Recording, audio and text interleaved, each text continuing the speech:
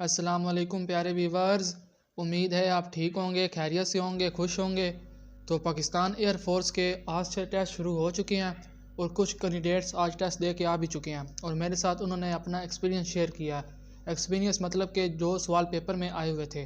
ठीक है, तो आज की वीडियो में मैं आपके साथ 20 से 22 सवाल आपके साथ शेयर करूँगा। इनको आपने अच्छी तरह तैयार करके जाना है। हो सकता है इसमें से कुछ रिपीट हो जाए और बाज़ दफ़ा हो भी जाते हैं। ऐसा नहीं है कि एक सवाल जो एक बार पेपर में आ गया अब वो दोबारा नहीं आएगा, ऐसा नहीं होता। अक्सर जो सवाल होते हैं वो पिछले टेस्ट में से ही रिपीट होकर दोबारा आते हैं। हो सकता है जो आज टेस्ट हुआ है इसमें से कुछ सवाल परसों वाले टेस्ट में आ जाएं, कुछ सवाल कल वाले टेस्ट में आ जाएं, तो लिहाजा आपने अच्छी तरह इन सवालों को करके जाना है। ठीक है, बहुत इंपॉर्टेंट सवाल है। एक एक नंबर इंपॉर्टेंट होता है पेपर में। एक नंबर से आप फेल भी हो सकते हो और पास भी हो सकते हो। लिहाजा वीडियो को आपने अच्छी तरह देखना है और अच्छी तरह इन सवालों को आपने करके जाना है। इसके अलावा अगर आप चैनल पर न्यू हैं तो चैनल को सब्सक्राइब कर लें ताकि जो इस तरह की इंफॉर्मेटिव वीडियोस आप तक डेली पहुंचती रहें। तो चलिए बगैर टाइम ज़ाया कि ये वीडियो शुरू करते हैं। सबसे पहला सवाल हमारे पास है, alpha rays consist of. Alpha rays मुश्तमिल होती हैं किस पर? हीलियम न्यूक्लियस पर। ठीक है, alpha rays consist of helium nucleus. इसके बाद अगला सवाल देखें। अगला सवाल हमारे पास है, X rays have same nature as gamma rays. X rays और गैमा रेज इन दोनों की जो नेचर होती है वो सेम होती है। ओके, तीसरा सवाल देखें। Covalent compound mostly exist in the form of है। कोवेलेंट कंपाउंड ज़्यादातर किस फॉर्म में वजूद में आते हैं? तो ये मालिक्यूल्स की फॉर्म में वजूद में आते हैं। ठीक है, covalent compound mostly exist in the form of molecules.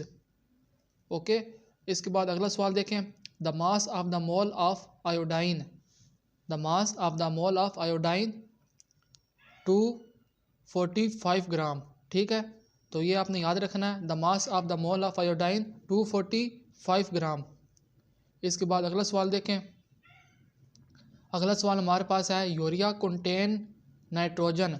Urea nitrogen पर कितने फ़ीसद मुश्तमिल होता है? तो ये 46% मुश्तमिल होता है। ठीक है, यूरिया कंटेन नाइट्रोजन 46%। अगला सवाल हमारे पास है, what S I not a set function.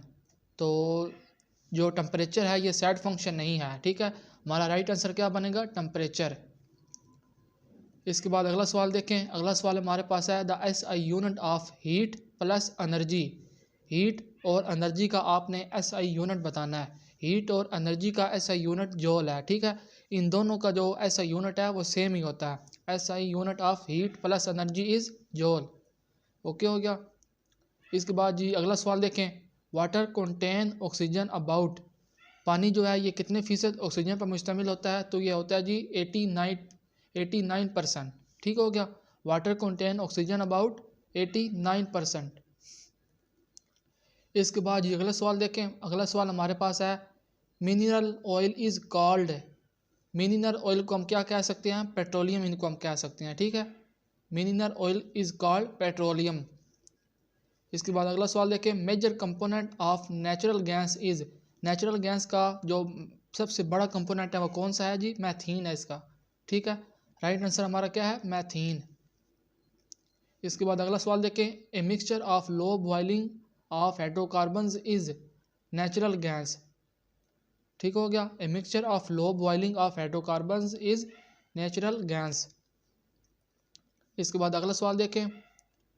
अगला सवाल हमारे पास है, fuel cells are mostly use in space aircrafts as ही source of drinking water and power. Okay हो गया। इसके बाद अगला सवाल देखें। The mass of 1 mole of iodine. तो ये हमने पहले भी ऊपर करके आया 245 ग्राम। इसके बाद ये सवाल है इंटेलिजेंस का। इसको आपने सिंपली आपस में मल्टीप्लाई कर लेना है। ठीक है, अब वहाँ आपको कैलकुलेटर जो है अलाउ नहीं होगा। वहाँ आपको एक सफ़ेद बोर्ड और एक काली मार्कर आपको दी जाएगी। ठीक है, उस पर आपने ये सॉल्व करना है। तो एक एडवाइस जो मैं आपको बता दूं कि मेरी आपसे एक एडवाइस है कि इस तरह के जो भी सवाल आ जाए ना इंटेलिजेंस के, इस तरह के, उनको आपने सिंपली स्किप कर देना है और उनको आपने सबसे एंड पे सॉल्व करना है, क्योंकि इस तरह के सवाल जो है इन पर टाइम लगता है। ठीक है ना, ऐसा ना हो कि आप एक सवाल हल करें और 2-3 सवालों का आप टाइम ज़ाया कर दें तो फिर आपको नुकसान होगा। तो यार ये सब आपने नहीं करना। ठीक है, इस तरह के जो भी सवाल आ जाए उनको आपने स्किप करना है और उनको आपने सबसे एंड पे सॉल्व करना है। इसका जो आंसर है ये मैंने मेंशन कर दिया, ठीक है, इसको आप खुद करके देख लें। इसके बाद जी अगला सवाल हमारे पास है, हैज़ पाकिस्तान वोन एनी T20 वर्ल्ड कप? तो पाकिस्तान T20 वर्ल्ड कप कब जीता? 2009 में, ठीक है, 2009 में पाकिस्तान T20 वर्ल्ड कप जीता। अगला सवाल है जी, when was the first rocket launch in Pakistan? तो पाकिस्तान की तरफ से पहला रॉकेट कब लॉन्च किया गया? तो ये किया गया जी 7 जून 1962 में। ओके हो गया। इसके बाद अगला सवाल देखें, when was the discovery of the electron? Electron कब दरियाफ्त हुए? तो इलेक्ट्रॉन जब कब डिस्कवर हुए? तो ये है जी अक्टूबर 1897 में, ठीक है। इलेक्ट्रॉन कब दरियाफ्त हुए? अक्टूबर 1897 में। तो ये एग्जैक्ट डेट आपने याद रखनी है, ठीक हो गया। इसके बाद अगला सवाल देखें। अगला सवाल हमारे पास है कम्युनिकेटिव प्रॉपर्टी। तो कम्युनिकेटिव प्रॉपर्टी आपने बतानी है। तो ये हमारे पास है A+B is equal to B+A comma AB is equal to BA। इसको आप कहीं लिख लें या इसका स्क्रीनशॉट ले लें ताकि आपको ये भूले ना। तो ये भी आपने करके जानी है, ठीक है। इसके बाद अगला सवाल हमारे पास है, फर्स्ट एटम बॉम्ब डन डीज कंट्री? तो पहला एटम बम किस कंट्री पर गिराया गया? तो ये जापान पर गिराया गया। और किसकी तरफ से गिराया गया? अमेरिका की तरफ से, ठीक है, ये भी आपने याद रखना है। इसके बाद अगला सवाल देखें, what is the coast line area of Pakistan? Coast line का मतलब होता है सराई एरिया। पाकिस्तान का सराई एरिया कितना है ये आपने बताना है। तो ये है जी 1046 kilometre. Okay, what is the coast line area of Pakistan? 1046। इसके बाद जी अगला सवाल देखें। अगला सवाल हमारे पास इंग्लिश का है, the world police is dash noun? ठीक है, the world police is noun common noun. तो पुलिस के जो ये वर्ल्ड है ये कॉमन नाउन है, ठीक है, इसके भी आपने याद रखना है। इसके बाद अगला सवाल देखें, let us dash a walk? तो यहाँ क्या लगेगा? Let us have a walk. Okay, इसके बाद अगला सवाल देखें, equation of linear momentum is? Linear momentum की आपने इक्वेशन बतानी है, P is equal to mv। तो इसकी इक्वेशन है P is equal to mv। इसके बाद ये अगला सवाल देखें। अगला सवाल हमारे पास है, copper is dash useful metal? तो यहाँ क्या लगेगा? Copper is a useful metal. यहाँ क्या लगेगा? ए। इसके बाद ये अगला सवाल देखें, कीप टू डैश लेफ्ट?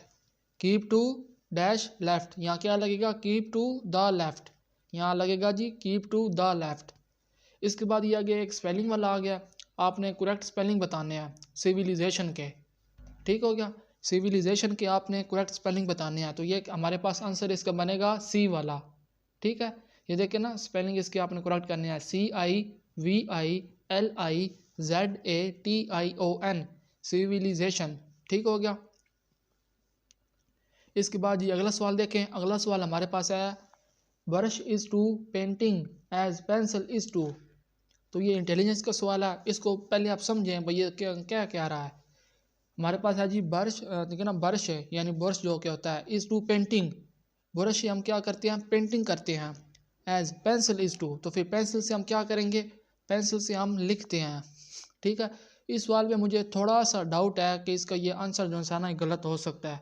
अगर आप में से किसी को इसका करेक्ट आंसर पता हो तो मुझे कमेंट बॉक्स में लाजमी बता दे, ठीक है, ताकि मैं बाद में इसको करेक्ट कर सकूं। इसके बाद जी आज हमारा आखिरी सवाल है हमारे पास, ठीक है। आज का आखिरी सवाल हमारे पास है, एंथोनमी ऑफ पैसिफिक? तो पैसिफिक का आपने एंथोनमी बताना है। इसका एंथोनमी बनेगा जी एग्रेसिव, ठीक हो गया, पैसिफिक अग्रेसिव। तो ये थी आज की छोटी सी वीडियो, उम्मीद है आपको बहुत पसंद आई होगी।